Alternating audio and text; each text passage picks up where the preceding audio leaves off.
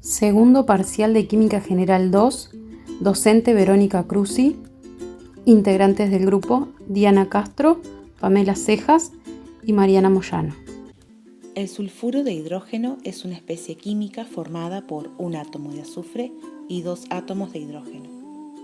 En la naturaleza se encuentra en estado gaseoso, es incoloro y tóxico con un olor muy característico. Las personas pueden detectar su olor a niveles muy bajos. Puede ser fatal si se inhala y forma mezclas explosivas con el aire. Se encuentra en los gases provenientes de volcanes, manantiales sulfurosos y agua estancada. Este gas es más denso que el aire y arde en él con flama azul pálida.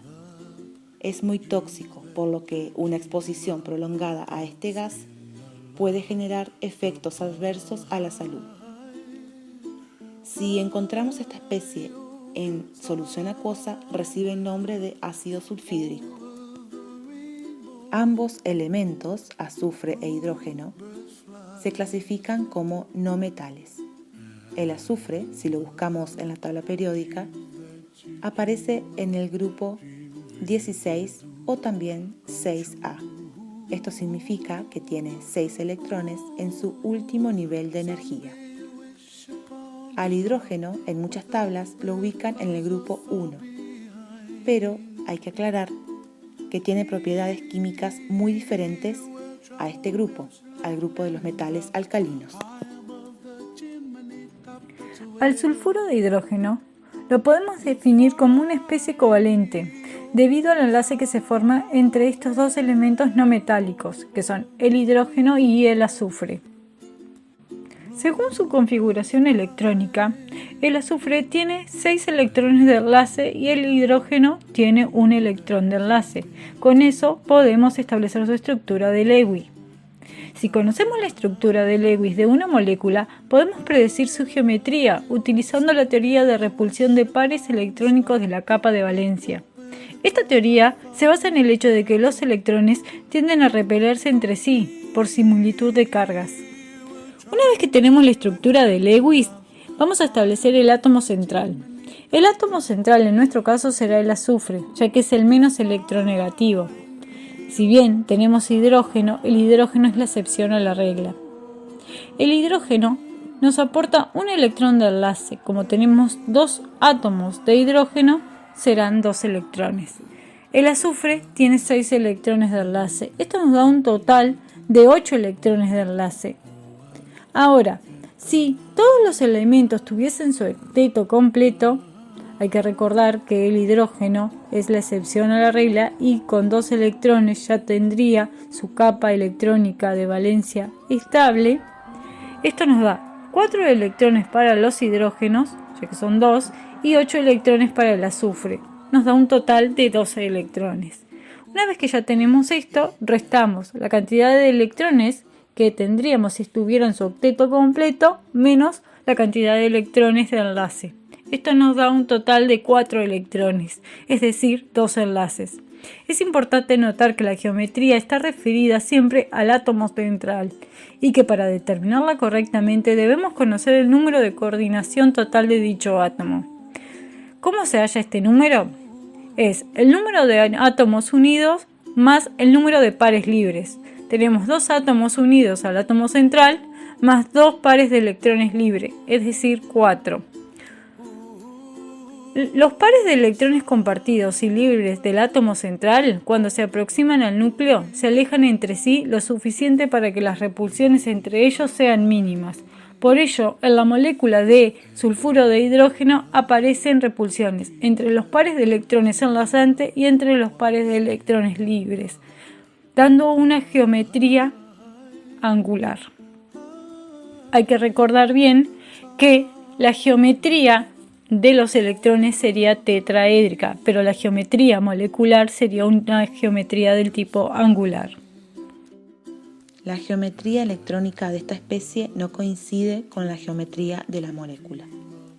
En términos de la teoría, se dice que el dominio del par de electrones no enlazados está más deslocalizado y ocupa un volumen mucho mayor en el espacio que el correspondiente al par sí enlazado, el cual está más localizado y restringido en la dirección del enlace que va a generar.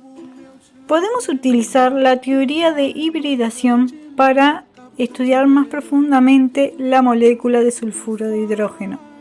De los 4 orbitales híbridos sp3 que presenta el sulfuro de hidrógeno, 2 se utilizan para unirse mediante un enlace covalente a los 2 átomos de hidrógeno y los otros 2 para albergar cada uno un par de electrones no compartidos. La repulsión electrostática entre los pares de electrones compartidos y no compartidos hace que la geometría de la molécula sea angular. La electronegatividad es la afinidad de los átomos por los electrones en una molécula. Como podemos ver en la imagen, la diferencia de electronegatividad entre el hidrógeno y el azufre es de 0,4. Según algunos autores, a partir de este valor, 0,4, ya podemos considerar a la molécula como polar. Esta molécula presenta un momento dipolar, que es una medida cuantitativa de la polaridad de una molécula. En el caso de moléculas con más de 2 átomos, el momento dipolar dependerá de la polaridad de todos sus enlaces y de la geometría molecular. La presencia de enlaces polares no implica necesariamente que la molécula sea polar. Como el azufre tiene una electronegatividad de 2,58, es más electronegativo que el hidrógeno, que tiene una electronegatividad de 2,20. Por lo tanto, los enlaces son polares y con esa geometría la resultante de los vectores momento dipolar no es nula. Anión carbonato. Es un anión por tener carga negativa.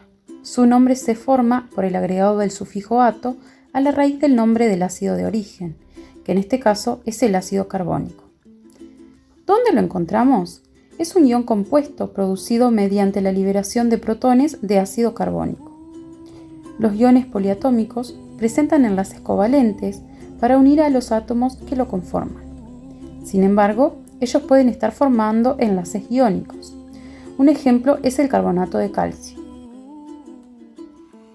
Este compuesto iónico, ingrediente de las gaseosas, presenta el catión calcio, K2+, y el anión carbonato, CO3, 2-, los cuales se atraen entre sí por atracción electrostática. Sin embargo, el anión carbonato puede presentar enlaces covalentes ya que es un ion poliatómico. El átomo central es el carbono, que es el más electropositivo, y está rodeado por 3 átomos de oxígeno. La configuración del carbono es 1s2, 2s2, 2p2.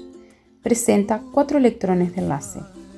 El oxígeno tiene una configuración electrónica de 1s2, 2s2, 2p4, por lo que tiene 6 electrones de enlace. Como la molécula presenta 3 átomos de oxígeno, en total hay 18 electrones de enlace correspondiente al oxígeno, y el total de los electrones de enlace de la molécula son 22, pero hay que considerar que tiene una carga 2-.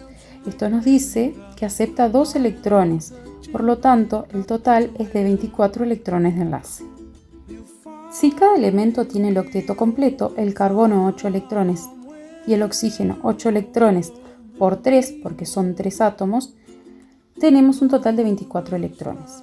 Cuando descontamos los electrones de enlace, 24 electrones menos 18, que son de la molécula de oxígeno, nos dan 6 electrones y por lo tanto se forman 3 enlaces. Uno de los oxígenos estará unido al carbono con un doble enlace. Una vez que se tiene la estructura con el octeto completo, se encierra la especie entre corchetes y se coloca la carga afuera como superíndice. De acuerdo con teoría de repulsión de pares electrónicos de la capa de valencia, el ion carbonato es una especie cuya distribución de ligandos y pares de electrones solitarios alrededor del átomo central se ajusta a la fórmula AX3, a la que corresponde el número estérico M más N es igual a 3, por lo que su disposición y geometría molecular es triangular plana en la que los ángulos de enlace son de 120 grados. Para esta especie, no se sabe en concreto cuál de los 3 oxígenos tendrá el doble enlace. Por ello existe una posibilidad de representarlo de diferente manera. Existe resonancia. Se habla de resonancia cuando la disposición electrónica asignada a una estructura molecular no coincide con sus propiedades reales.